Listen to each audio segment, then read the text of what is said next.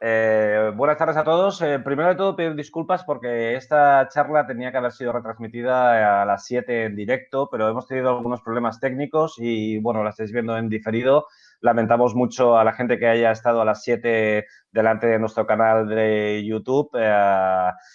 No podemos decir nada, lo lamentamos mucho, no volverá a ocurrir. Sabéis que el miércoles que viene tenéis otra charla, en este caso de David Castillo con Josep Massot, y os aseguramos que esa charla, que será en Instagram, la podréis ver en riguroso directo. Disculpas de nuevo.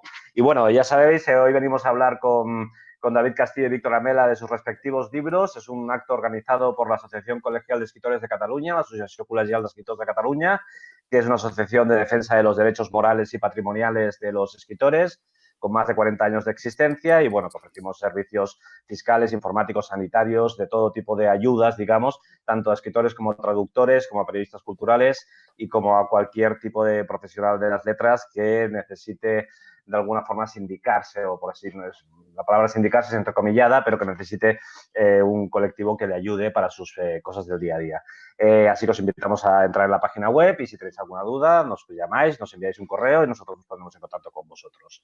Dicho esto, venimos a hablar primero con David Castillo, de hecho presidente de la Asociación Cultural de Escritores de Cataluña, por su novela El tango de Dien Bien Phu, ya me dirá él si lo estoy pronunciando bien, publicada en catalán en la edición 62, que es la edición que yo tengo, y en castellano, que es la edición que está enseñando Víctor, en Dasa. Es su quinta novela, es una novela que ganó el premio Joan Martorell, es un premio otorgado por la ciudad de Gandía, uno de los más importantes de la literatura catalana, y en esta novela da voz a los derrotados de la guerra civil, o como él mismo los llama, los pobres de la tierra.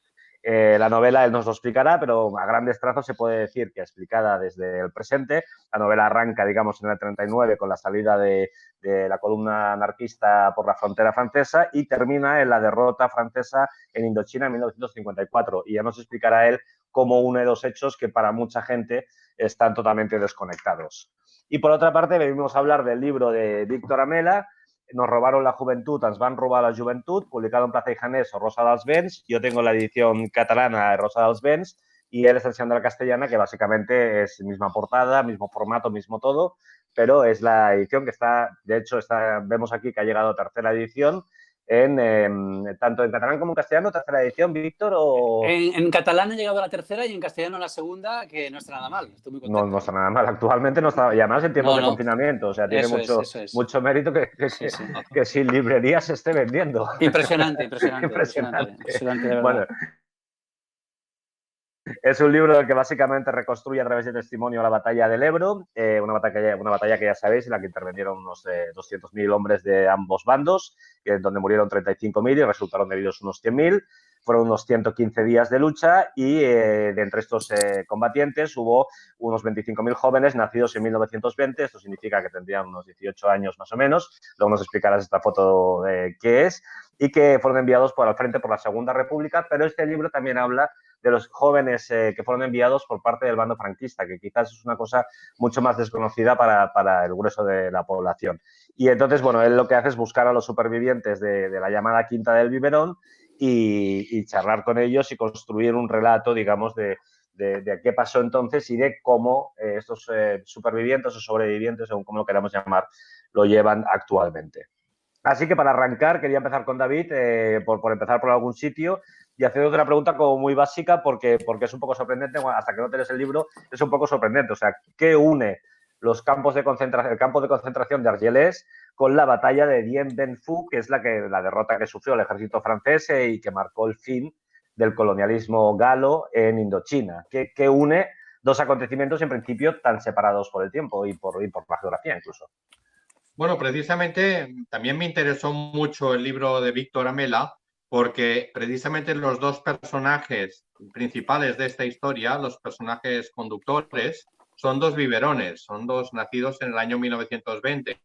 Y entonces, claro, cuando después de salir de España, ir a parar a los campos de concentración, primero a Vernet-Ariège y después a Argelès, porque cuando empezó la guerra mundial, Vernet-Ariège lo empezaron a utilizar para llevar prisioneros alemanes, desertores, todo esto, y en Argelès, pues muchos ya se metieron primero con la Legión Francesa, luego desertaron, se fueron con los ingleses y con los norteamericanos, estuvieron en Tobruk, en el Alamein, luego en el desembarco de Normandía, también tuvieron una misión muy importante en Noruega, una batalla muy bestia, entraron en París, fueron los primeros que entraron en París, los que desarmaron al general alemán que estaba a las órdenes de París, luego estuvieron en la batalla de Estrasburgo, que fue muy bestia, y algunos de ellos, después de ser desmovilizados, pues se reengancharon en el ejército porque no sabían hacer otra cosa que luchar, habían luchado en la guerra,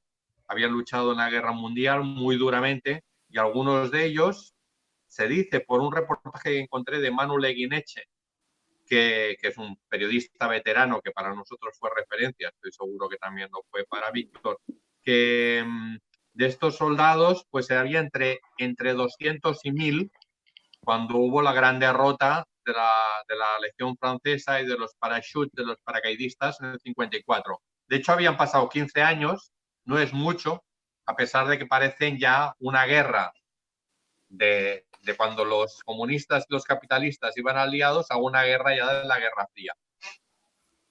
Un poco bueno, perdona, tú dices que alguno de ellos estuvo en la toma del Nido del Águila de Hitler, sí, en la caída de los nazis, sí. ¿no? Es impresionante. Exacto. Y además es que conservaron algunos, hay el libro de Pilar Eyre, que algunos tenían las estilográficas, los objetos personales que había en el despacho de Hitler, el juego de ajedrez. Sí, las piezas de ajedrez. Sí. Eso lo tenían, claro, iban estos españoles delante, Víctor, porque en realidad decían, iban delante porque eran los más fáciles de matar, porque decían, prefiero yo colocar a estos desgraciados que no que mueran soldados franceses o soldados americanos. Pero también hay que decir que, bueno, no vamos a hacer patrioterismo barato, pero llevaban 3 años de guerra en España y estaban perfectamente encallecidos y sabían mucho más de combatir de lo que podía saber cualquier francesito en aquel momento, ¿no? Y eso también les daba... Cuando se encuentran delante de un tanque alemán, un tanque de esos que era fuerte como 8 tanques de los americanos o de 15 de los rusos, de los tanques pequeños de los rusos, claro que yo empezaba a pegar y por más experiencia que tuvieras, si te arrasaba la posición, te ibas igual al garete, ¿no? Porque figúrate que ahí en la batalla de Estrasburgo murió un héroe de la guerra civil, Puig, un Puig, que era un alsaciano que había estado en Bélgica también y que había sido un comandante muy valioso entre los comunistas en la guerra civil española y finalmente murió ahí, después de tantos tiros en el último tramo, que está luchando desde el 36 y muere prácticamente en el 45. También es mala suerte, ¿no? Esto me recuerda lo que me cuenta uno de los biberones que está en mi libro, Mariano Constante, que era un chico de 16 años cuando empieza la guerra civil en Huesca. Él ya se mete en el lío porque su padre era maestro y por tanto sospechoso. Todos los maestros republicanos fueron inmediatamente detenidos y él se mete en el lío con 16 años. Entonces él me decía, yo fui de los primeros en pegar tiros contra los fascistas y de los últimos, porque él estaba en el campo de Mauthausen, fue el que pintó la pancarta de los presos españoles os saludan a los libertadores y estuvo defendiendo Mauthausen de los oficiales nazis que después de huir quisieron recuperarlo y él los rechazó a tiros. Entonces decía, yo fui el primero en pegar tiros a los fascistas y el último en el 45, ¿no? Es muy impresionante, ¿eh? Y luego Carrillo le quiso pasar cuentas y le trató mal porque sospechó que si había sobrevivido a Mauthausen, quizá había sido colaboracionista con los nazis, que ya es el colmo, ¿no? Que te quieran incluso matar los tuyos, ¿no? Porque él era comunista. Porque tú fíjate que es la misma acusación que le hicieron a Jorge Semprún. Jorge Semprún, incluso su hermano Carlos Semprún Maura, también dijo que Jorge se había salvado en los campos porque había sido colaboracionista. No es que fueran colaboracionistas, sino que los comunistas, a diferencia de los anarquistas, que son más próximos a nosotros, el Partido Comunista dio órdenes de colaborar para no perder vidas inútilmente. O sea, que se cuidaran un poco en salud, porque después había la posibilidad de contraatacar y que si morían a la primera... lo cierto, David, es que personajes como Mariano Constante, que logró sobrevivir, pero otros como Francesc Boix, el fotógrafo de Mauthausen. De hecho, el fotógrafo Francesc Boix trabajaba en la oficina del oficial nazi, pero lo que hacía, haciendo fotos, pero lo que hacía era, a su vez, robar los negativos y esconderlos para luego poder incriminar, como así fue en los juicios de Nuremberg. O sea, que muchas de las condenas a los nazis fueron gracias a personas como estas, que digamos que fueron astutos para digamos que salvar la piel y luego poder derrotar a sus verdugos, ¿no? Porque, Víctor, si no me equivoco, la portada de tu libro es de Francesc Boix. Sí, no, esto es muy bonito de explicar. Mira, cuando con el editor Joan Riambau, a quien saludo desde aquí, buscábamos una foto con la que ilustrar la portada, tenemos varias opciones, pero esta foto nos enamoró. Nos enamoró porque es una foto hecha por un biberón, o sea, un barcelonés nacido en 1920 llamado Francesc Boix, que fue enviado al frente del Segre con los demás biberones, pero él, en vez de empuñar un fusil, se le encomendó que hiciera fotos. Él iba con su cámara de fotos. Y una de las fotos que hizo en el Segre, en el Montsec, fue un chico de Barcelona probablemente, o de otro pueblo de Cataluña, que es este, de quien no sabemos nada. Es decir, la foto está sin identificar. Solo sabemos que fue hecha en el Montsec, frente del Segre, año 38, marzo-abril, a un biberón. Es decir, un biberón fotografía a otro biberón. Y yo aposté por esta foto con la esperanza de que algún catalán en alguna casa de Cataluña, viendo esta portada de, coño, es mi tío abuelo, es mi abuelo, y podamos finalmente identificarlo. Por ahora aún no ha sucedido, pero no pierdo la esperanza. A ver si gracias a este vídeo lo conseguimos. Exacto. Oye, ya puestos al tema de portadas, David, tu portada también tiene una fuerza especial. Sí, yo había visto siempre a mi abuelo así gordete. Esta es una foto de Agustí Centellas, que es otro de los grandes fotógrafos de la guerra. Y esta foto de Agustí Centellas fue una de las que revelaron en unos carretes que encontraron de él y que precisamente pues, participó en una exposición. Yo tenía muchos libros, los libros que habían ido publicando de Centellas, que como sabéis tenía de periodista, y estuvo en Argelès también, hay muchas fotos de Centellas en Argelès. Iba con un elemento muy importante del partido sindicalista dentro de la CNT, que ahora con los nervios no me saldrá su nombre. Pero... ¿Era periodista también? ¿Era periodista o...? Sí, y era amigo nuestro. Sí, de estos que habíamos trabajado con ellos hace años, pero ahora con que hay todas estas cosas del directo... ¿Y todos ellos fueron a parar a Argelès o quedaron dispersados? Bueno, en Argelès y en Sant Ciprián es donde se iban agrupando, porque una vez que Vernet era muy duro, que era un poco más adelante por el interior de Puigcerdà, ahí los agruparon.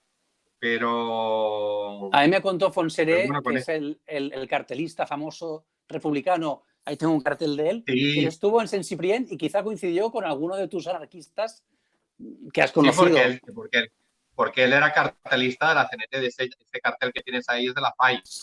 De la FAI. Y también hizo carteles, he visto, para el POUM, para el Socorro Rojo del POUM. Sí, porque el POUM también era de la CNT, diríamos. Vale. Estaba ahí encuadrado. Vinculados, ¿no? Sí. Siempre son famosos los anarquistas de la CNT, pero había un montón de gente ahí. Incluso dentro de la FAI había 7 grupos. Y había gente que eran como pastores protestantes, que eran de una pureza. Esperantistas, y veganos. Sí. Hasta gángsters. Tú en tu libro, hasta gángsters. Tú en tu libro hablas de cómo unos hablan mal de los otros, ¿no? Incluso llaman escoria. Por ejemplo, a mí me ha sorprendido mucho como uno de tus anarquistas con los que tú hablas llama escoria a los que estuvieron en los Hechos de Mayo, en el caso de la Telefónica, ¿no? Como diciendo, eran lo peor de nosotros. Los buenos estábamos en el frente de Aragón jugándonos la vida y los dudosos son los que se quedaron en la retaguardia en Barcelona y, bueno, de fiar, quizá no eran tanto como los otros, ¿no? Sí. Vamos a poner un poco de orden, chicos. A ver. Sí. Mientras David recuerda el nombre, que creo que está ahí, se ha quedado atascado con el nombre que no lo recuerda. Claro. Ya saldrá. Vamos a explicar el origen del libro. Empezamos contigo, Víctor, mientras David piensa. Vale. Cuéntanos la historia del tío Pepito, ¿no? Pues mira, sí, mi tío Pepito. Mira, mi tío Pepito, aquí tienes una foto de cuando Bien. tenía 15 años. O sea, Sí. es un chico del barrio de la Trinidad Vieja de Barcelona, un chico de una familia muy humilde que consigue un trabajo como bedel en unas oficinas de una casa importante, que es la Pirelli, ¿no? Que tenía la oficina en la Ronda Universidad de Barcelona. Ahora hay un hotel. Y claro, imagínate con qué ilusión él vestía su uniforme de bedel y podía llevarle cada semana un sobre con pesetas a su mamá, mi yaya, ¿no? A casa, ¿no? Era toda su ambición y prosperar ahí. Bueno, pues llega una carta a casa el mes de marzo del 38 en la que dice, tú chaval, eres nacido en el 20, vas a hacer 18 años este año y te vas a la guerra. Te vas a la guerra con un plato de aluminio que tenía que llevarse él de casa, una cantimplora, unos cubiertos y las alpargatas. De hecho, a mí muchos de ellos me cuentan cosas como que los enviaban a la trinchera con un pañuelo lleno de balas y les decían, tú corre detrás de aquel que lleva fusil y cuando caiga muerto, recoge tú el fusil y sigue adelante, ¿no? Esa era la guerra de los biberones. Este es él en ese momento, en el momento en que le envían con 17 años al Segre, al frente del Segre. Él envía desde allí unas cartas a casa, que son las cartas que yo encuentro cuando él muere, con 85 años, sin haber hablado nunca de eso. Y a mí eso me impacta mucho y me pongo a investigar, descubro bueno, un montón de cosas. Te había enseñado algunas cicatrices, ¿no? Claro, sí, cuando yo tenía 17 años, que yo creo que fue por eso, porque él vio que yo tenía la edad con la que le habían enviado a la guerra. Pues se desabrochó la camisa y me enseñó una cicatriz en el pecho y me dijo, ese día corríamos hacia la trinchera, a mi lado corría un amigo, vi caer al suelo fulminado a mi amigo por una bala que le partió el corazón, la bala que venía hacia mi corazón entró y salió porque yo me había girado para verle caer a él. Era frente a la Pobla de Masaluca, Batalla del Ebro. Ese día era el 1 de agosto de 1938 y era el día en que yo cumplía 18 años. Y volvió a abrocharse la camisa. Y no me contó nada más. O sea, fue lo único que dijo. Y yo creo que lo dijo porque había bebido un poco de coñac. Era el día de Navidad y se había chispado. Pero luego el resto de su vida, cuando yo inquiría, quería saber más, giraba la cara, callaba, guardaba silencio. Y ese silencio enorme es el que cae sobre mí cuando él muere y me doy cuenta de que no sé nada. En las cartas veo como él le escribe a su madre, me dan de comer, estoy muy bien, no tengas miedo. Es mentira todo. Él está acojonadísimo e intenta calmar a su madre. Entonces, eso a mí me enterneció mucho, Álvaro, y fue lo que me llevó a buscar a los supervivientes de su quinta, de la quinta del biberón. Era el año 2005, tenían todos 85 años y ya tenían ganas de hablar. Es decir, los que habían sobrevivido a la guerra, a toda la posguerra, al miedo, al silencio, ya por fin, en los años 2000, son los supervivientes de los supervivientes y quieren hablar. Y yo aprovecho eso. Me estoy durante 15 años, desde el 2005 hasta hoy, en este año los poquísimos que quedan van a cumplir 100 años de edad, sacándoles toda la información y está aquí, está en este libro. Y en este libro está la respuesta, porque al final lo he descubierto, del silencio de mi tío. He descubierto por qué mi tío no quería hablar. Pero eso no te lo voy a contar, Álvaro, porque está aquí y quiero que lo leáis. Muy bien. Y tú David, tú arrancas esta investigación también hace como 20 años en la presentación de hecho, de tu libro, No mires Enrere, donde un cantautor... Mirar atrás, sí. Mirar atrás, Ramón Munz. Bueno, cuenta tú la historia casi. ¿De dónde viene este libro? Vino Ramón Munz. Realmente este retrato que nos ha hecho ahora Víctor es real porque para sacarles a estos tíos un poco de documentación de lo que les había pasado era una heroicidad, porque los tíos estaban como si estuvieran dentro de un cementerio, como unas lápidas. Y realmente pues cantó esa canción Ramón Munz y entonces mi madre recordó la canción y a partir de ahí me quedó la idea. Los refugiados de 39 se titulaba la canción, sí, ¿no? Sí. Los refugiados de 39. Sobre una música de un tango de Gardel, ¿no? Es el tango de Gardel, esta noche me emborracho, me mamo bien mamao, pero con una letra diferente. Entonces fui con Ramón Munz a recuperar la letra y bueno, de ahí ya me enrollé con la documentación y ya os lo he explicado 1000 veces, ¿no? Que no salía de un archivo y me metía en otro. Había un momento que tenía 4 bilis, 16 tomos del archivo de Salamanca, de documentos escaneados, donde hay una de información y de putadas, y me vi con la posibilidad de hacer un Guerra y Paz. Claro. Pero claro, si llevo el Guerra y Paz, tú tienes a Joan Riambau, que es un tío muy simpático. Muy guay. Y hemos sido amigos. Que me ha ayudado mucho, por cierto. Pues yo había trabajado ya con su padre, que su padre claro. estaba en Historia y Vida. Exacto, y en La exacto. Vanguardia. Su padre en Historia y Vida trabajaba con Edmond Vallés, que era un biberón. Sí. Que de hecho lo homenajeó en el libro y aparece un extracto del dietario de guerra que escribió este chico, que le gustaba tanto leer que leía bajo las bombas. O sea, hay un fragmento de su dietario que explica cómo está hablando de Goethe con un compañero mientras están bombardeándoles. Me parece una imagen espectacular, ¿no? Claro, porque pues tú, David, mira, ¿sabes? Sí. No, sigue tú, perdona. No, que digo que tengo de las brigadas internacionales, de la biblioteca de las brigadas internacionales, tengo un volumen que sale en la novela dentro de un macuto, lo novelé, porque tengo un volumen de la biblioteca de las brigadas internacionales del Guerra y Paz, del Le Rouge et le Noir, del rojo y el negro, de Stendhal.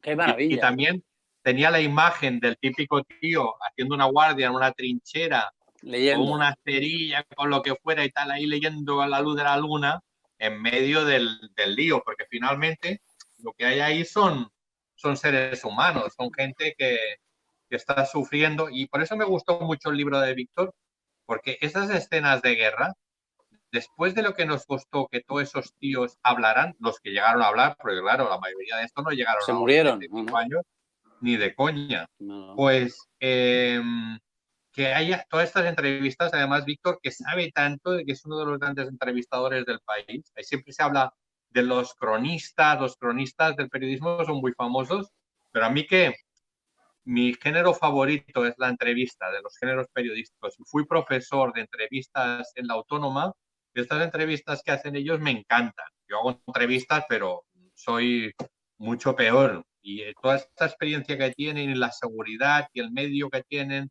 que es muy fuerte, que todo esto lo haya volcado con esos tíos tan interesantes, que además las entrevistas, alguna selección de las entrevistas también salieron en La Vanguardia, es una cosa que le da un aliciente al libro. Hombre, es que yo creo que lo que tenemos, que es un tesoro valiosísimo, que ya se nos acaba, se nos va entre los dedos, es los testimonios en primera persona. Es decir, hemos tenido el privilegio enorme, David, tú y yo, de conocer y hablar con tipos que estuvieron allí. No nos lo cuenta Preston, no nos lo cuenta un historiador que está en un despacho y hace indagaciones. No, nos lo cuenta el tío que vio morir a su amigo. Nos lo cuenta el tío que tuvo que cavar un agujero para meterse y que la metralla no le mate, ¿no? Claro, que te lo cuente eso, es un tesoro, es un tesoro. Yo tengo aquí una pregunta. Sí.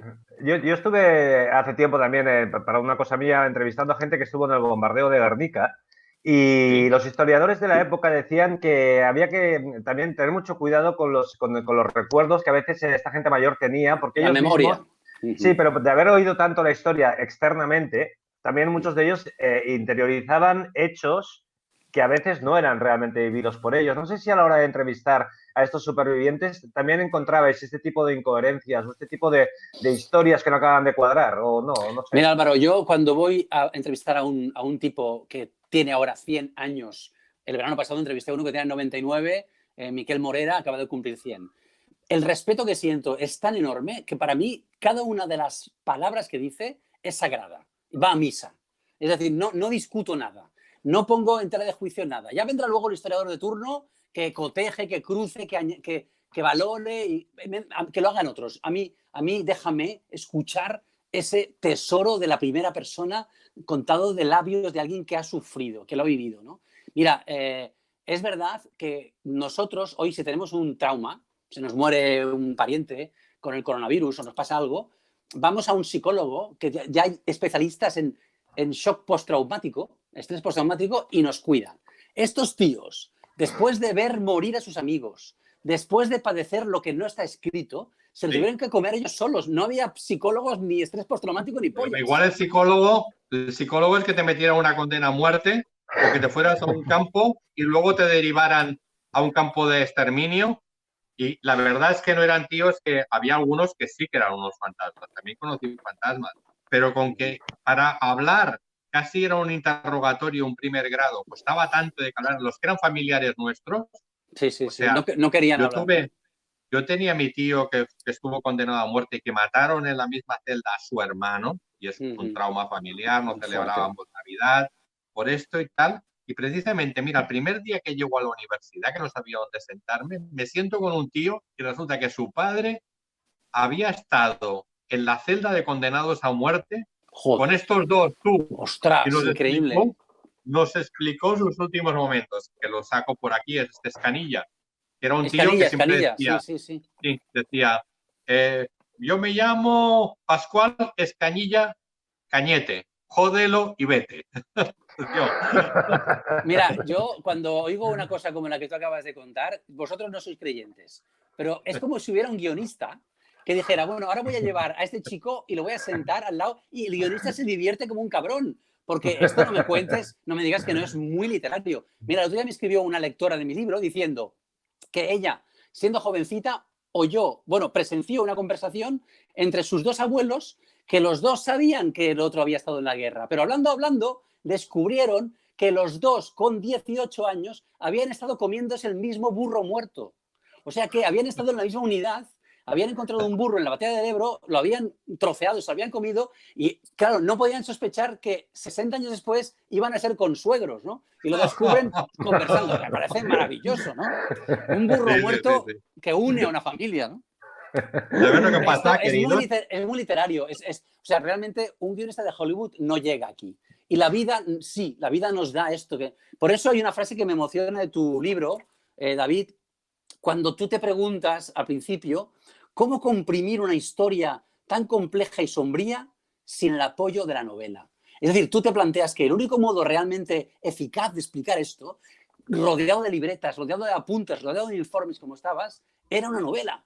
Que es la manera de darle una coherencia, un orden, hacerlo inteligible y que llegue al corazón. Y lo has conseguido. Muchas gracias, Víctor. Es así. Muchas gracias. Es así. Yo soy un gran defensor de la novela, ¿eh? Para mí la novela... ¿Y tú no te planteaste hacer una novela? Bueno, amigo mío, es que hay que decir Que venía de otra. claro, Venía de otra. hay que decir Bueno, que ya. yo sí hice una novela. En este caso, Bueno, ya, claro, por supuesto. claro, Bueno, sí. en este caso la novela une a este señor que era mi abuelo materno, Manuel Bonilla, que hizo la guerra en el bando nacional y lo une con este. Pero claro, ellos no lo sabían, pero resulta que cuando acaba la guerra, a este lo envían al penal del puerto de Santa María en Cádiz. Esto me enteré yo con 20 años porque hice la primera pregunta de mi vida. Yo creo que fue la pregunta fundacional que me hizo periodista. Estábamos comiendo y les pregunté.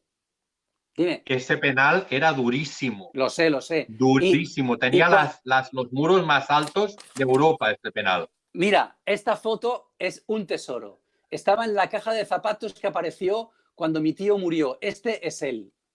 Este es él. Vale. Tiene 18 años, parece que tenga 45. Sí, tanto. Porque acaba de salir del penal del puerto de Santa María. Estas palmeras son del paseo litoral del puerto de Santa María en Cádiz. Pero cuando yo hice esa pregunta en esa mesa familiar, que era de las pocas veces que estaban juntos, y mi tío me dijo que había estado preso en el penal del puerto de Santa María, mi abuelo, muy serio, dijo: yo también estuve ahí, pero afuera, de guardia. No os digo más.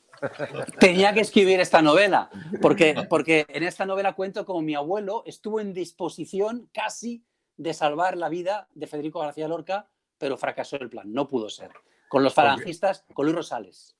Porque tú David, antes has pasado un poco por encima por la presencia española en Dien Bien Phu, pero podríamos nos has hecho un retrato como de las batallas en las que participaron los españoles, pero podríamos focalizar un poco en Indochina. ¿Qué hacían ahí 200 españoles? ¿Qué pintan y cuántos vuelven? ¿Qué ocurre durante esa batalla? Bueno, ahí iré también a Víctor porque esos españoles que había allí no solamente eran veteranos republicanos, anarquistas, básicamente de la guerra civil, sino que también había fachas. Había fachas, antiguos divisionarios de la División Azul, o sea que ahí se encontraban gente pues que se había dedicado militarmente y que habían ido a parar a la Legión extranjera francesa, que era un sitio donde desembarcaban. O sea, tú podías ser un condenado a muerte, pero te apuntabas a la Legión extranjera y ahí no te podía pillar nadie. O sea que os podéis imaginar la peña que había allí alistada. Hombre, Berlanga, Luis Ciges, fueron todos a la División Azul para enjugar la culpa de haber sido de familia republicana, justamente. Pero eso es la legión extranjera, dices tú, pero la legión extranjera podía entrar cualquiera de cualquier bando. A ellos esto daba igual para entrar en la legión extranjera. Sí, allí en Dien Bien Phu había muchos alemanes también que habían decidido, pues, salirse de la prisión donde estaban o del campo donde estaban y alistarse a la legión. Oye, David, y la figura de Jesús Menero, que es a quien tú vas siguiendo hasta el final de la novela como coautor de la letra de la canción de Argelès, ¿este Jesús Menero es real? ¿Es realmente existente? ¿Es un anarquista de carne y hueso o es una construcción literaria? No, todos existen y existen con sus nombres. Por eso les pongo nombres. El único que no sé cómo se apellidaba era Ribot. Vale. Y entonces le puse el nombre de mi poética, que es el elemento para lijar y para pulir, que ya sabes que cuando haces un libro acabas asqueado del libro de tanto pulirlo y hasta que te lo sabes de memoria, o cuando empiezas a cambiar palabras que resulta que ya las habías utilizado antes. Ya, claro. Pero es el Ribot. Y entonces le puse Ribot porque la única que quedaba viva, que era mi hermana mayor, no recordaba cómo se llamaba este pájaro con el Alpine Renault, que iba con esa chica tan mona y del que conservé el casco. Conservé el casco, ¿lo tienes que lo reciclé. Sí, lo reciclé para jardinería. Como maceta, que va ¿no? muy maceta. Bien. Sí. Bueno, para sacar la tierra, y meterla, sacar la tierra de las bolsas esas y pum, y meter el casco en Oye, ¿y alguno de esos españoles de Dien Bien Phu sobrevivió y regresaron a España? Sí. Y por ejemplo, otros periodistas así de nuestro circuito, que eran Martí Gómez y Ramoneda, me explicaron que habían entrevistado a uno para el Correo Català, pero como pasa con todas, cada vez que haces un libro, después de publicarlo, me ha venido gente pues que tenían familiares, incluso uno de mis amigos me envió fotos de uno de ellos. O sea que aún hay memoria de eso y aún mueven la cola familiares, ¿no? Hay memoria, pero cuesta, ya sabes lo que cuesta, ¿no? Lo que cuesta es lo que vale, pero que cuesta mucho encontrar cosas. Por eso me gusta una frase que tú dices en la novela con la que me identifico absolutamente. Dices, creo que a Sara, al personaje femenino, ¿no? Le dices, mi abuelo me dicta mi novela desde su retrato. Que parece una majarada, pero no lo es. No, porque lo tengo ahí. Claro, yo también tengo aquí a mi tío y a mi abuelo en este plafón delante del escritorio y me han ayudado. Yo creo que me han ayudado de alguna manera. Víctor, es también de justicia que hablemos de la quinta de los pelargones, ¿no? Es verdad. Tremendamente desconocida. Primero preguntarte qué es un pelargón y luego que nos expliques quiénes fueron los que formaron la quinta de los pelargones. Claro, cuando yo estaba construyendo este libro, los 25 testimonios que yo tenía son chicos republicanos, chicos de familias catalanas, valencianas, aragonesas. Y me dijo el editor, Víctor, he encontrado un material con el que tú, trabajándotelo, vas a compensar y contrarrestar para que sea un libro ecuánime. Y resulta que hay un tipo que se llama Francisco Grajera, que ni siquiera es periodista, es un naturalista bastante conocido, que su padre es un tipo de nuestra edad. Su padre, un poco mayor que nosotros, su padre fue pelargón. ¿Qué es pelargón? Es un biberón para Franco. Es decir, cuando Franco vio que la República movilizaba a chavales de 17, 18 años, pues hizo lo mismo y militarizó a todos los jóvenes voluntarios que se habían apuntado a las delegaciones de Falange, que es lo que en ese momento estaba de moda en todos los pueblos de España, y dijo, bueno, cuidado, que aquí la Falange me está creciendo mucho, es un peligro. Entonces, con un decreto los militarizó. Y a esos chicos se les acabó llamando no biberones, que ese es un apelativo que ideó Frederica Montseny cuando dijo, pero ¿dónde enviamos a estos chavales que van con el biberón en la boca? Y de ahí nació la etiqueta de biberones para los republicanos. En el caso nacional había una leche en polvo que se llamaba el pelargón. Y ese pelargón identifica a esos chavales tan jóvenes de 18 años que son enviados a frente de guerra por Franco a combatir con otros de su misma edad. Y de hecho, me contaba uno de mis supervivientes que en Quatre Camins, que es una batalla tremenda que hubo delante de Vilalba dels Arcs, en la Terra Alta, la batalla del Ebro, él por la noche oía cantar a jóvenes de su misma edad La Rosa de Abril, es decir, Rosa de Abril, Morena de la Serra, Sí, Musa sí. Castel, eran los del Requeté, catalanes como él, que estaban enfrente a 400 metros y bueno, acabaron matando a los republicanos a los requetés, porque los requetés se lanzaban con la gorra roja y sin protección, creyendo que Dios les iba a proteger y acabaron muertos la mayoría, ¿no? Es decir, que la tragedia para mí se masca en estos niños de la guerra que son enviados por sus respectivos mandos a matarse entre sí cuando pobrecitos aún no saben ni qué es la vida, ¿no? Y por Pues eso el aquí libro lo equilibra. os he traído la foto que hablabas, Hombre, Víctor, ole. que es la foto del abuelo ya de mayor, ahí lo tenemos de joven, y luego algunas medallas de la División Azul, una cruz de ¡Ostras! hierro. ¡Por Dios! Aquí están las 4 condecoraciones, Esto impresiona mucho, ¿eh? de la División Azul. Esto impresiona un ¿Pero montón. esto te lo ha dado algún entrevistado o esto es comprado o...? No, todo esto es mira, tuyo. Pone aquí Westerlanchen, Monsen, 1941-1942, Wow. campaña de Rusia, División Española de Voluntarios en Rusia, Wow. y la otra pone Rusia 1941 y por delante la Cruz de Hierro también. Hombre, no me digas que tener esto no te ayuda. Es decir, no es lo mismo escribir sobre la nada que escribir tocando la Cruz de Hierro, ¿eh? No es lo mismo.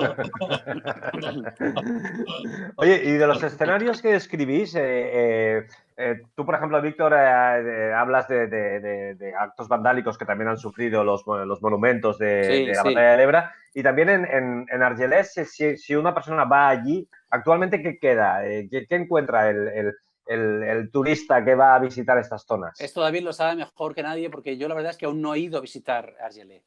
Pues mira, fuimos ahí con un equipo de televisión española con el que hace Página 2, que hicieron ahí un reportaje Oscar. cojonudo. Sí, Oscar, que además del equipo sus abuelos habían estado en las batallas estas y en Argelès, o sea, que nos ha pasado un poco con el informático. Déjame decir solo como paréntesis que pensad que en el año 38 fueron enviados 27.000 chicos catalanes, de los que la mitad nunca volvieron vivos, y eso significa que hoy yo creo que no hay ni una sola familia en Cataluña que no tenga algún pariente, algún abuelo, tío abuelo, que no estuvo afectado por eso, o sea, estoy seguro. Claro. Pero perdona, sigue. Ayer mi prima me envió, que vive en Calafell, me envió fotos de su padre, bueno, era prima de mi madre, pero que estaba más cerca de mí, de mi edad, y me envió fotos de su padre, que era chofer de la columna Durruti. Y me envió unas fotos muy chulas. Y yo por las fotos al principio pensé que eran fachas, porque llevaban bigotillos y todo eso. Eran guapos, Y digo, coño, y son de la columna Durruti. ¿Quién sabe si no conducía el coche cuando tuvo el accidente de Urruti con el subfusil? Bueno, ahí esos 3 chofers, hay 3 posibilidades de chofer. Estos libros que hacen sobre la muerte de Durruti. Y hay uno que se llamaba Graves, como Robert Graves. Vaya, no sabía. Dicho que era familia de Robert Graves. Pero en fin, son las historias de los abuelos, como hizo Clint Eastwood, que son historias. Decías que hay un monolito en Argelès, ¿no? Hay un monolito que recuerda. Sí, hay un monolito y entonces hay diferentes como piedras grabadas. La más lujosa es la de la Generalitat, pero hay también del gobierno español y luego el francés, que está en los 3 idiomas. En francés, en catalán y en castellano. Es lo que queda. Ahora la playa es... Para llegar allí, mira, cuesta más llegar desde cuando pasas la frontera de España hasta Argelès, que no lo que te ha costado llegar de Barcelona hasta la frontera, que yo era tomar por culo. ¿Y eso por qué? Porque estaba apartado, o sea, no hay carreteras. Era un rincón después de unas ciénagas y para ir ahí y escaparse era tremendo. Lo que pasa que cuando mi abuelo se escapó, pues ahí montó una escena que se lo encontró un camión de militares franceses que le dijeron «Tot droit, tot droit!» y el tío sí que hizo el gesto de volver, porque él volvió por los caminos. En España no, que ya vino por la noche. Pero Francia se fue caminando, si alguno, pues me he equivocado. Está tranquilo, sí. Bueno, porque ¿sabe lo que dijo? Dijo, mira, para que me maten en España. Esa frase me impacta mucho porque no es la primera vez que la oigo, ¿eh? La he oído decir a otros biberones de mi libro que decidieron hacer lo mismo que tu abuelo, volverse, porque ya puestos a pasarlo mal, que sea aquí, ¿no? Que sea en su país. Sí. Se te ha ido la cámara, Víctor. Sí, ya está. Vale, ya está. Vale. Pero os dais cuenta de que estamos hablando, tanto David como yo, porque ellos callaron. Es decir, que son esos silencios los que nos han removido y nos han hecho ponernos en el camino.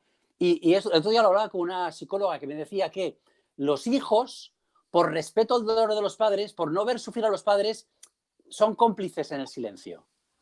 Pero los nietos ya no tanto. Y son los que acaban escribiendo libros, preguntando, removiendo, tocando los cojones para conocer y saber qué pasó, ¿no? Oye, y en tus escenarios, que en Terra Alta, ¿qué encuentra por ahí? ¿Quién va? Bueno, la Terra Alta es un escenario espectacular en cuanto a su belleza natural. Hay montañas, hay ríos vírgenes, hay bosques, hay viñedos, hay higueras, algarrobos, hay olivos. Es una preciosidad maravillosa mediterránea que hace aún más horrible que en un escenario tan prístino y tan precioso se desatase la peor batalla de toda la historia de España, desde los romanos, ¿eh? O sea, nunca ha habido en España una batalla en la que más gente muera. Es decir, yo calculé, hice una división, morían cada día 305 personas, entre los dos bandos, ¿eh? Cada día de los 115 días. O sea, una orgía de sangre tremenda. Entonces, si tú vas allí y hablas con cualquier persona te cuenta los huesos que ha encontrado. O sea, cualquier labrador sigue sacando huesos. Entonces, está muy bien que haya el memorial osario de las Camposines, que fue un cruce de caminos donde hubo una escabechina tremenda, y allí, cada vez que un campesino encuentra un hueso, y eso me emociona mucho porque me lo contó quien lo vio, un guía turístico que me decía, no, es que un día estaba yo aquí con un grupo para explicarles el memorial y vi un cráneo frente a la puerta con un ramillete de flores silvestres por un payés que labrando le salió el cráneo. Ellos saben que es un soldado muerto en la guerra, en la batalla del Ebro, y por respeto lo llevan allí, en vez de tirarlo a un pozo, lo dejan allí para que eso sea custodiado dentro, con la idea de que en un futuro se lleguen a hacer pruebas de ADN de los familiares descendientes e identificar esos restos que algunos ya lo han sido, ¿no? En todo caso, el hecho de que estén allí custodiados y que haya unas placas con los nombres es ya un modo de honrar a esos muertos y desaparecidos que muchas familias saben que un abuelo se fue y nunca volvió, porque está en un barranco tirado de la Terra Alta, y que haya al menos ese lugar al que tú puedes ir y honrar la memoria de esos hombres me parece muy importante. A mí, por ejemplo, estuve en la batalla del Segre con el guía, que él muchas veces de su propio dinero ha estado subvencionando la recuperación de las trincheras y sale por ahí en la novela también Paul Galitó. Y es curioso porque ese día llovió un poco y nos encontramos todavía hoy bastante material. Metralla. Sí, pero en trozos de bombas de mano, proyectiles. Era muy curioso esto. Me impresiona que en tu libro hablas de lo Moriñó, ¿no? El Moriñó, sí.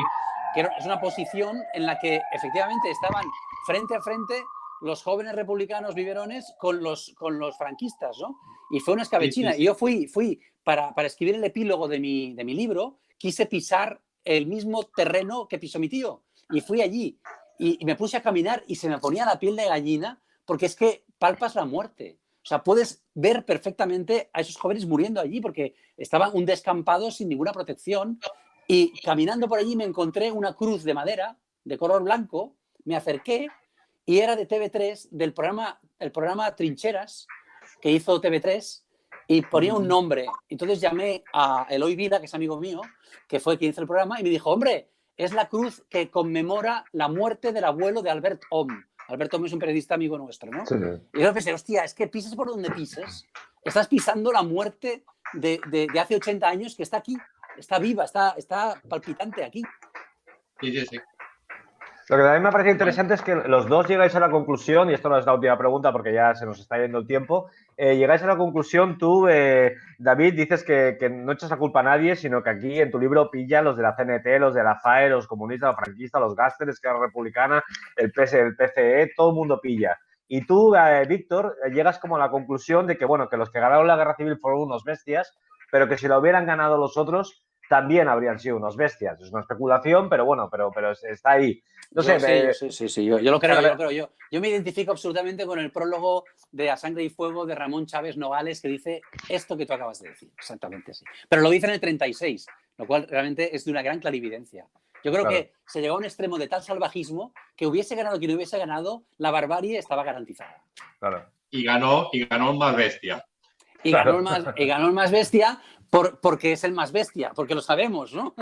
Y yo lo que quiero hacer es un homenaje en este año en que cumplen 100 años, los poquitos que quedan, a esos tipos que sin comerlo ni beberlo, porque en un 90% no fueron voluntarios, se encontraron metidos en el peor horror imaginable. Y yo creo que es la generación más desgraciada de la historia del siglo XX y que merecen un reconocimiento, merecen un homenaje. Y los que viven me lo agradecen, ¿eh? Me dicen, hostia, gràcies, no? Menys mal que algú se'n recorda de nosaltres, perquè és que nadie nos hace ni puto caso con lo que pasamos, ¿no?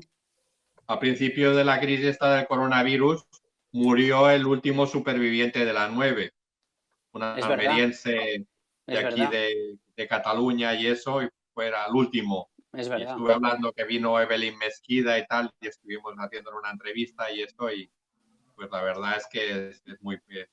apena mucho que ya nos quedemos sin esas voces. Mira, de los 25 que están en este libro, 7, David, aún viven, que me parece increíble, ¿no? Es increíble, es increíble que hayas conseguido eso. No, yo estoy muy contento, Es que es un desafío, porque yo la gente que encontré de esas edades estaban totalmente seniles ya. Ya. No, yo he tenido que descartar a muchos, pero he tenido la suerte de encontrar a estos y aún más, la suerte de a los 9 que vivían cuando salió el libro, 2 han fallecido en estos 2 meses, poder darles el libro en mano, David. ¿Sabes lo que es para mí ver el rostro de alegría, de gratitud, de satisfacción que me regalan cuando les doy este libro y se ven aquí? Bueno, a mí eso ya me da por pagado de sobra. Sí. Bueno, pues chicos, se nos ha pasado ya el tiempo que teníamos pensado. Nada, recordar a los espectadores que hemos estado hablando del libro de Víctor Amela, Nos robaron la juventud, nos han robado la juventud, y de la novela de David Castillo, El tango de Dien Bien Phu. ¿Se dice así, David? Que estoy sufriendo cada vez. Sí, se dice correctamente. Sí. Vale, estoy sufriendo cada vez que lo... En algún momento pensamos de colocarlo FU, pero es PH, Bien Fu. Bien Fu.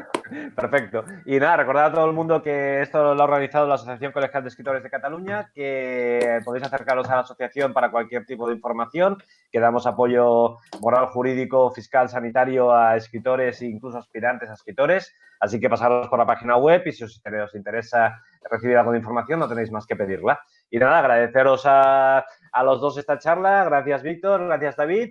Y nos vemos cuando nos dejen entrar en la fase que nos dejen entrar. Por el momento entramos en la 0,5, parece. Pues bueno, no sabemos qué significa, pero nos veremos. A lo mejor nos vemos en la 0,5 o en la 3,7, no lo sabemos.